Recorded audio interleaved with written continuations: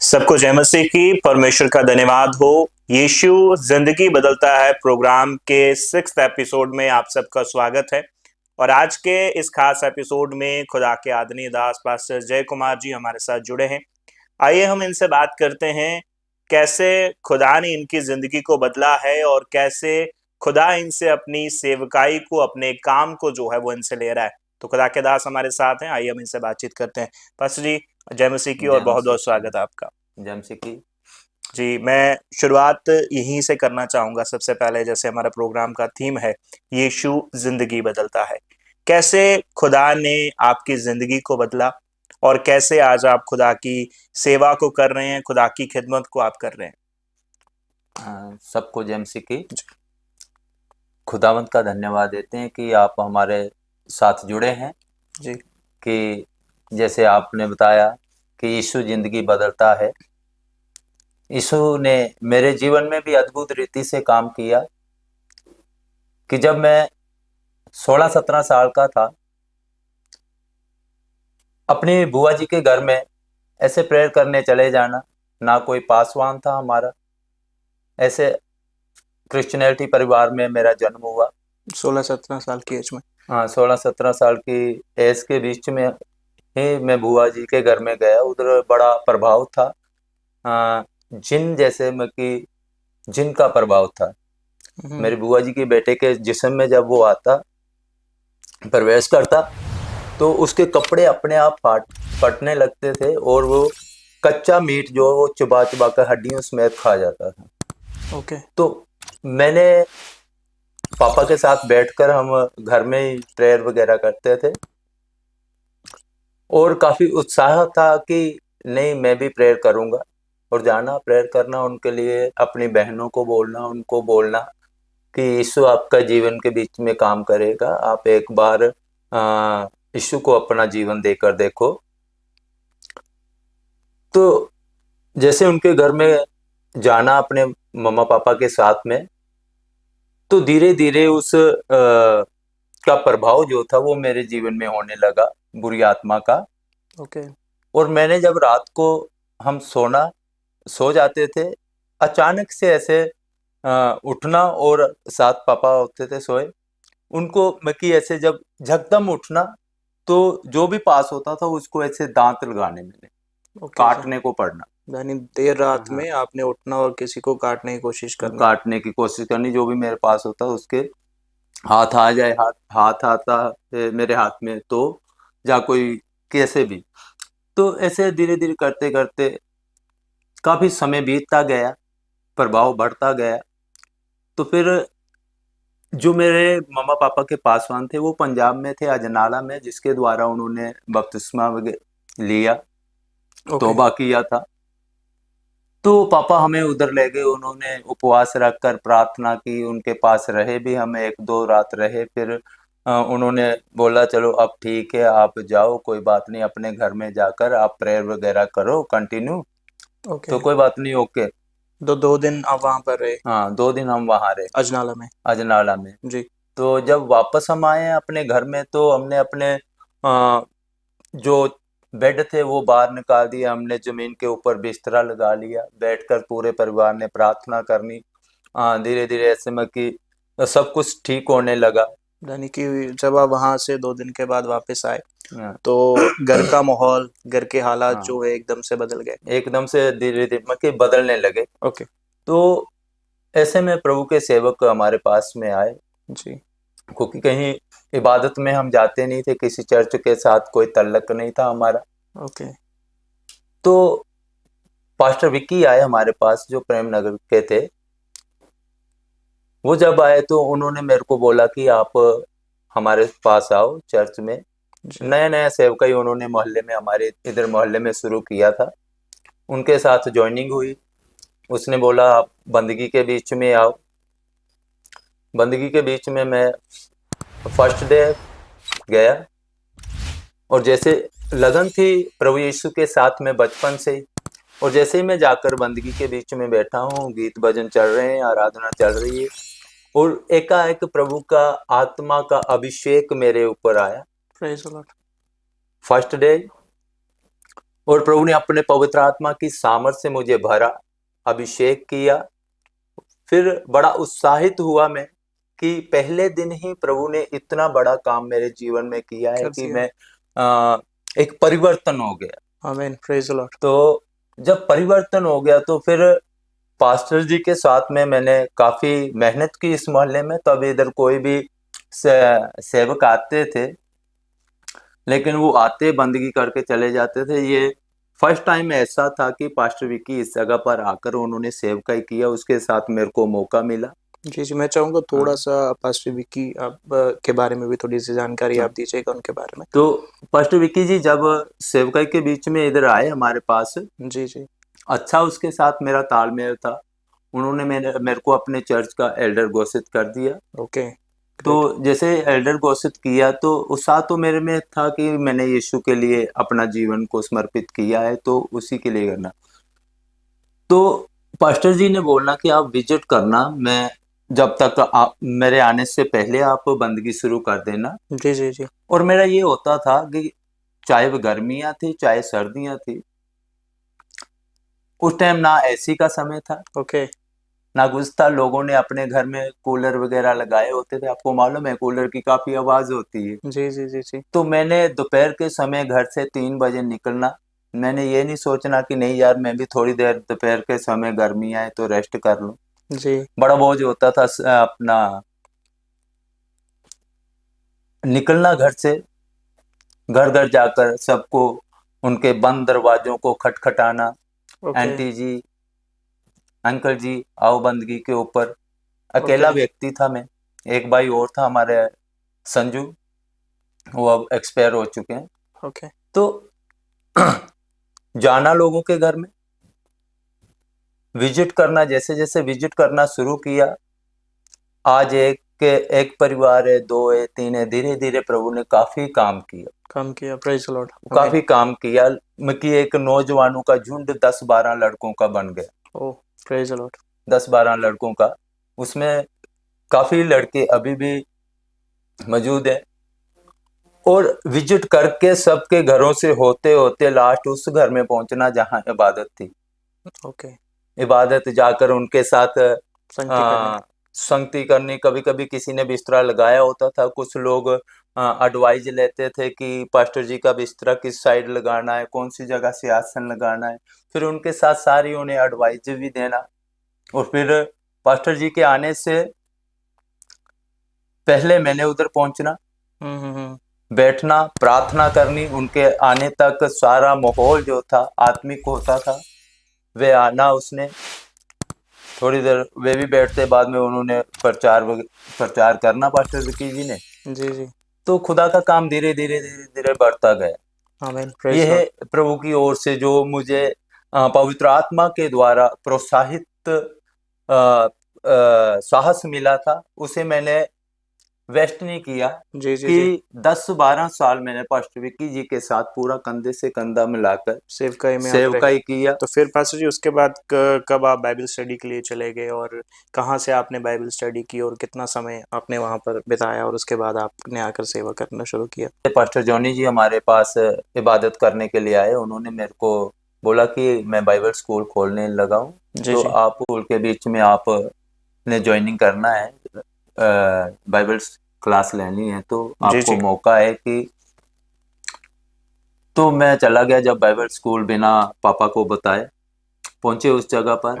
कि प्रभु का धन्यवाद है कि हमारे पास्टर जॉनी जी जो जी, गाइड रहे। उन्होंने काफी तौर पर हमें सिखाया कि उतार चढ़ाव के बीच में कैसे रहना है। क्योंकि बाइबल स्कूल का जो हमारा साल एक का बाइबल स्कूल था, उसमें बहुत से उतार चढ़ाव हमने देखे। कभी कभी तो ऐसा होता था कि किचन के बीच में कुछ भी खाने के लिए नहीं, नहीं होता ना था। आटा ना चावल, ऐसा कुछ हो ओ। जाता था।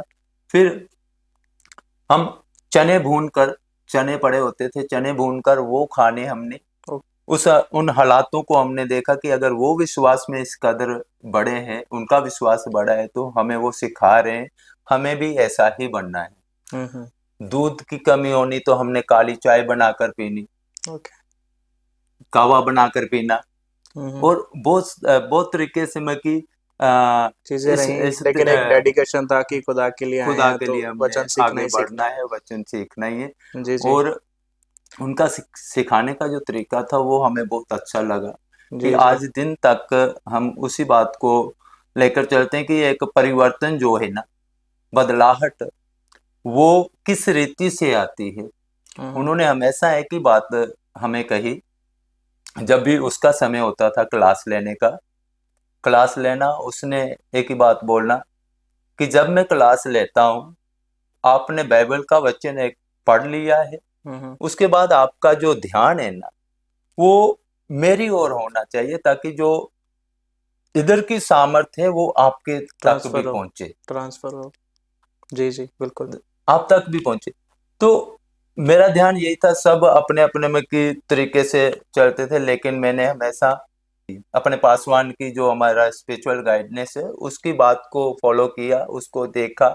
और उन्होंने कहा कि जहां कहीं आपको किसी भी वक्त कोई जवाब आप नहीं दे पाओगे, तब आपको पवित्र आत्मा ही देगा, गाइड करेगा। गाइड करेगा, और कोई आपको साथ देने वाला नहीं है पवित्र आत्मा के सिवाय। तो इन सारी बातों को पूरा ध्यान से सुना मैंने।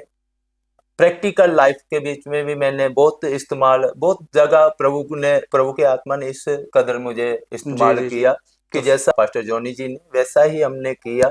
आज दिन तक हम पवित्र आत्मा की गाइडेंस में ही चल रहे चलते हैं। हैं।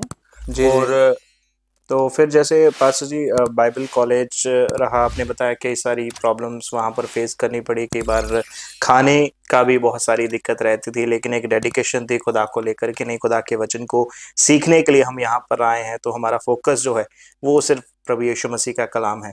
और बहुत अच्छा खुदा के दास से आपने सीखा।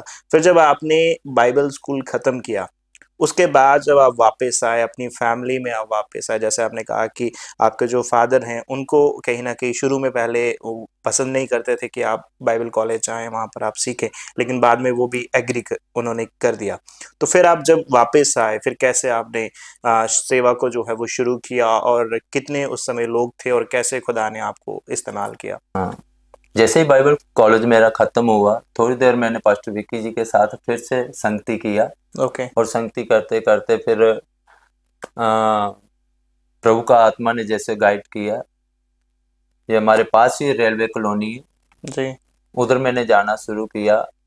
बहुत सारे नौजवान ऐसे थे जो प्रभु के वचन के लिए भूखे प्यासे थे। काफी बार मेरे से उन्होंने बातचीत किया। उनमें से काफी लोग जो काफी तो नहीं कहूँगा, कुछ एक चंद जो है मेरे साथ जुड़े हुए थे, वे जी। अब वो प्रभु की सेवा के बीच में है। आमीन, प्रेज द लॉर्ड।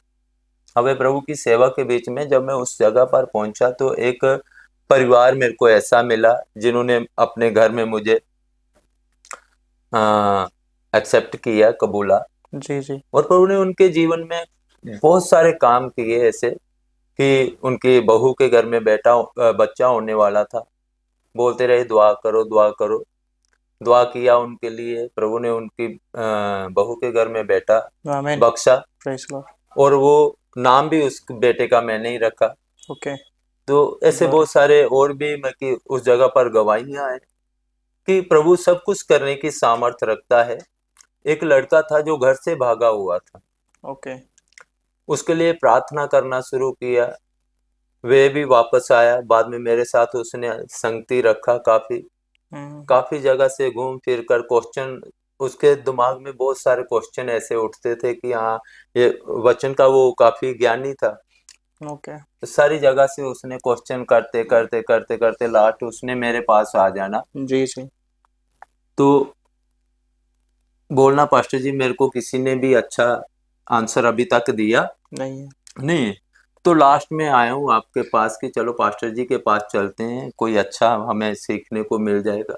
हम्म। और मेरी एक आदत है कि जो ज्यादा क्वेश्चनों वाले हैं कि उनके सामने मैं बाइबल बहुत कम खोल के उनको हम्म। करता हूँ। वो फिर कुछ लोग कहते हैं यार बोर हो रहे हैं, यार सुस्ती बढ़ रही है, या ऐसे दिमाग खा रहे हैं। जब वो मेरे पास आता था, मैं एक ही बात उसे बोलता कि आप क्वेश्चन बताओ, क्या क्वेश्चन है। उसका क्वेश्चन लेना, उसी क्वेश्चन को उसको ऐसे में कि उसी के हिसाब से, जैसे मैंने अभी आपको बताया जी जी कि पवित्र आत्मा जो गाइड करता है, फिर मैं वही उसी लेवल से उसको समझाता हूँ, ताकि जी जी अच्छे रीते से इस बंदे के जो है ना जहन दिमाग में में बैठ बैठ जाए, जाए। दिल में उतर जाए, उसको संतुष्टि होती थी। जी जी जी बिल्कुल। तो फिर आपने बाइबल कॉलेज खत्म किया और उसके बाद आपने सेवा करना स्टार्ट किया, रेलवे कॉलोनी में आप गए और कई सारी फैमिलीज के बीच में आप गए और कई अच्छी गवाहियां वहां से बन करके आई और बहुत अच्छा खुदा का काम आप कर रहे। तो टोटल अभी तक कितने साल आपको हो चुके हैं सेवा करते हुए, और कितना खुदा ने आपको अलग अलग जगह पर इस्तेमाल किया है? 25 साल तो हो ही गए। ओके, 2001 25 साल से का एक लंबा समय। जैसे कॉलेज खत्म किया तो आज दिन तक 25 ईयर्स। जी जी जी। तो पास्टर जी, आपके हिसाब से जैसे आपने बताया 25 साल का एक बहुत बड़ा समय होता है जो आपने खुदा में, खुदा की सेवा में, खुदा की खिदमत में आपने गुजारा है। तो क्या लगता है आपको कि एक जो खुदा का बंदा होता है, जहाँ खुदा का हम सेवक कहें, वो एक कैसा व्यक्ति होना चाहिए? जहाँ जब हम खुदा के दास को देखते हैं तो वो कैसा एक व्यक्ति होना चाहिए कि जब कोई व्यक्ति उससे कनेक्ट हो तो उसकी जिंदगी में बदलाव हो? आपके हिसाब से, आपके पॉइंट ऑफ व्यू से एक खुदा का दास कैसा होता है? खुदा का सेवक, खुदा का दास ऐसा होना चाहिए जैसा मसीह यीशु खुद कहते हैं, प्रभु यीशु मसीह जी कहते हैं।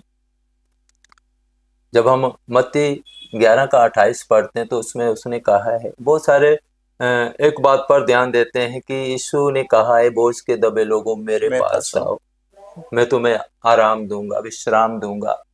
लेकिन जो उसके नीचे वाला वर्सेस है ना, उस पर बहुत कम लोग ध्यान देते हैं, और प्रभु की कृपा से मैं उस पर मनन करता हूँ। जी जी, जब जैसे? भी जब भी मैं उस वचन को अपने दिल जहन में आते देखता हूँ, मैं खास उसी पर मनन करता हूँ। प्रभु यीशु ने कहा, नम्र बनो क्योंकि मैं नम्र हूँ। प्राइस। एक प्रभु का दास जो है वे नम्र होना चाहिए। हर परिस्थिति, हर हालात के बीच में अपने आप को उसको आ, सिद्ध करना है, चाहे परिस्थिति कैसी भी क्यों ना हो, उसका उसका सामना करना चाहिए। और बड़ी बात मैं ये कहूंगा कि एक सेवक जो है ना, वो डबल पर्सनैलिटी नहीं होना चाहिए। Dual personality. जी। डबल पर्सनैलिटी इसलिए नहीं होना चाहिए क्योंकि बहुत बार अब वो बात बोलने को अच्छा भी नहीं लगता कि साफ मैं एक ही बात बोलूंगा कि जैसे प्रभु का वचन कहता है, एक ही पत्नी का पति होना चाहिए। ये है दास के अंदर क्वालिटी। जी जी तो जो दास ऐसा है ना, और हमेशा कलीसिया के भाई बहनों को या बच्चों को, वो चाहे वो बुजुर्ग है, चाहे वे 5 साल का बच्चा है, उन सबको वे अपने बच्चों की मानंद देखे। यानी कि एक पिता का एक दिल रखने वाला एक होना चाहिए। पिता का दिल रखने वाला होना चाहिए, ना कि ये कि हाँ पे मैं इनका पासवान हूँ, मैं इन पर अधिकार रखता हूँ, मैं इनको जैसे चाहूँ वैसे चलाऊंगा, जो चाहूँ वो बोलूंगा। बहुत बार हमें कलीसिया से भी सीखना चाहिए, क्योंकि कलीसिया के अंदर बहुत सारे नौजवान ऐसे हैं जो हमें गाइड कर सकते हैं। जी जी बिल्कुल। और लर्निंग तो एक ऐसा फेज है कि हम जब तक जिंदा रहते हैं तब तक हम सीखते तो हैं। अगर हम अपने विश्वासी की बात को इग्नोर करेंगे तो हो सकता है कि वो उसका जो आत्मिक जीवन है ना, वो भटकने की कगार पर चला जाए। कभी कभी हमें संभालना होता है। पिता का एक पिता है, उसको भूमिका जो है ना, एक ही भूमिका में नहीं बच के रहना चाहिए, ये दास को होना। बिल्कुल बिल्कुल सही कहा। दास को, एक दास जो है, दास को हर भूमिका के बीच में आना है। जवान के साथ जवान है, बच्चे के साथ बच्चा है, बुजुर्ग के साथ बुजुर्ग है।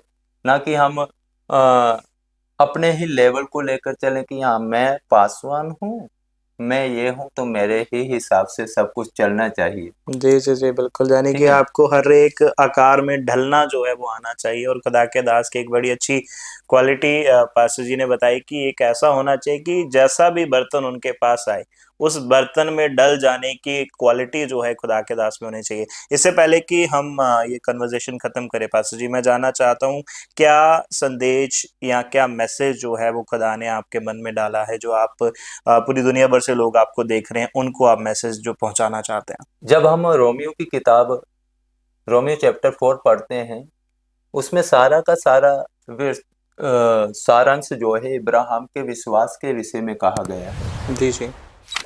कि इब्राहिम का विश्वास ही से वे धर्मी ठहरा है, ना कि वे व्यवस्था से, क्योंकि व्यवस्था ने पाप को बल दिया है। हमें अपने विश्वास के आधार पर आगे बढ़ना है कि हमारा विश्वास हमें कहता है। जी जी। और मैसेज यही है कि परमेश्वर के साथ जब हम चलते हैं, हम शर्त के अनुसार परमेश्वर के पास नहीं आना चाहिए। कि कुछ लोग शर्त के साथ आते हैं कि हाँ परमेश्वर मेरा ये वाला काम करो तब मैं आपकी इबादत गाह में आऊंगा। जी जी जी बिल्कुल। तब मैं आऊंगा। हम इब्राहिम को अपना आत्मिक पिता कहते हैं क्योंकि वो जातियों का मूल पिता कर कर परमेश्वर ने इब्राहिम को ठहराया हुआ है। जी जी। और जब इब्राहिम शर्त के अनुसार परमेश्वर के साथ नहीं चला, वो विश्वास के साथ चला, तो फिर हमें तो विश्वास में ही होकर चलना है ना। बिल्कुल बिल्कुल। Praise Lord. जी जी। कि स्वार्थ में चलेंगे तो कदम कदम पर हम गिरेंगे भी, इधर उधर अपनी नजरें भी घुमाएंगे। हमें उन सारी बातों से हटकर अपने विश्वास पर ध्यान देना है। क्या मेरा विश्वास छोटा है या बड़ा है? क्योंकि हमें दुनिया को देखकर नहीं चलना, हमें विश्वास में चलना है। प्रेज द लॉर्ड, आमीन। जी जी। क्योंकि कहते हैं कि हम चेहरे को देखकर नहीं, हम विश्वास में चलते हैं। क्या बात है, आमीन। Praise the Lord. यह है आत्मा में चलना, और परमेश्वर यही कहता है जो आत्मा के चलाए चलते हैं वे मेरे पुत्र हैं। आमीन। हमें परमेश्वर का पुत्र बनना है तो हमें आत्मा और विश्वास में चलना जरूरी है। जी जी, बहुत बहुत शुक्रिया पास्टर जी आपके कीमती समय के लिए। तो अभी हमारे साथ बातचीत में खुदा के आदरणीय दास पास्टर जय कुमार जी थे, और बहुत अच्छा एक मैसेज जो है उन्होंने दिया कि आज के समय में हम बहुत बार जब यीशु मसीह के पास आते हैं तो कुछ शर्तों को लेकर आते हैं, कुछ डिमांड्स को लेकर के आते हैं कि खुदावन मेरी जिंदगी में ऐसा कर दे तब मैं चर्च में आऊंगा। और बहुत बार हम भी सुनते हैं, लोग ये कहते हैं कि खुदावंद अगर आपने मुझे चंगा कर दिया तो मैं ये चीज आपके लिए करूंगा, ये चर्च में ये चीज मैं आपके लिए करूंगा। तो खुदा के आगे हम डिमांड्स रखते हैं, ऐसा नहीं है। हमें खुदा के साथ डिमांड्स के साथ नहीं चलना है, हमें खुदा के साथ विश्वास के साथ चलना है। जैसा अब्राहम ने खुदा के साथ विश्वास से चला, वैसे ही हमें भी विश्वास के साथ प्रभु यीशु मसीह के साथ चलना है और उसकी आशीष को, उसके अनुग्रह को जो है वो पाना है। और ये कन्वर्जेशन जो खुदा के दास पास्टर जय कुमार जी के साथ हमने किया, ये आपको कैसा लगा, और जो एक जीवन बदल देने वाली गवाही खुदा के दास ने दी है वो आपको कैसी लगी, और इस गवाही के द्वारा आपका फेथ, आपका विश्वास मसीह में बढ़ा है, तो आप कमेंट सेक्शन में हमें जरूर लिखेगा। और आप क्या चाहते हैं कि हम यीशु जिंदगी बदलता है प्रोग्राम में कौन से खुदा के दास से या जो खुदा की सेवा कर रहे हैं उन व्यक्ति से हम मिलें और उनकी जिंदगी की गवाही जो है, जो जीवन को बदल देने वाली गवाही है, वो आप तक पहुंचाएं, आप हमें कमेंट सेक्शन में जरूर लिखेगा। इस वीडियो को शेयर कीजिएगा और हमारे चैनल को आप सब्सक्राइब कीजिएगा। सबको जय मसीह।